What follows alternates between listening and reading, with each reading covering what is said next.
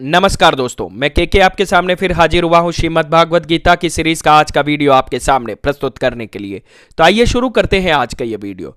दोस्तों, कल तक हमने श्रीमद् भागवत गीता के श्लोक नंबर 29 जो अध्याय नंबर 2 की विस्तृत व्याख्या समझी थी। आज हम आपको लिए चलते हैं श्लोक नंबर 30 की ओर जो अध्याय नंबर 2 से संबंधित है। हे अर्जुन, शरीर में निवास करने वाली आत्मा अविनाशी है, इसलिए तुम्हें किसी प्राणी के लिए शोक नहीं करना चाहिए। आइए इसकी विस्तृत व्याख्या भी समझ लेते हैं।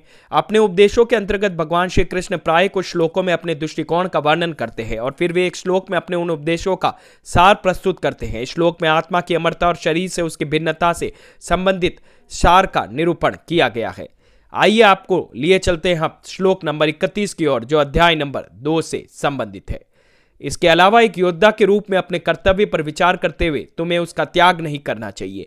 वास्तव में योद्धा के लिए धर्म की रक्षा हेतु युद्ध करने के अतिरिक्त अन्य कोई विकल्प नहीं होता है।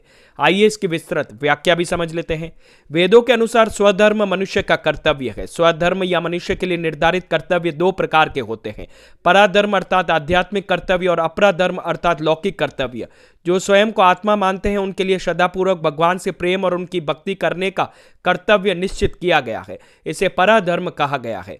उसके भौतिक जगत में बहुसंख्यक लोग इस आध्यात्मिक परिप्रेक्ष्य से प्रेरित नहीं होते, इसलिए वेदे में उनके लिए कुछ कर्तव्य निश्चित किए गए हैं। जो स्वयं को शरीर मानते हैं इन कर्तव्यों को व्यक्ति के आश्रम अर्थात जीवन के पड़ाव और वर्ण अर्थात व्यवसाय के अनुसार परिभाषित किया गया है।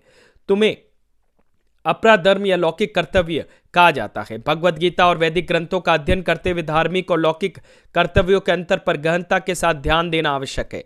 अर्जुन वृत्ति से योद्धा था और इसलिए एक योद्धा के रूप में वर्णानुसार इसका कर्तव्य धर्म की मर्यादा के लिए युद्ध करना था। श्री कृष्ण इसे स्वधर्म अथवा शारीरिक स्तर पर निर्धारित कर्तव्यों के रूप में संबोधित करते हैं।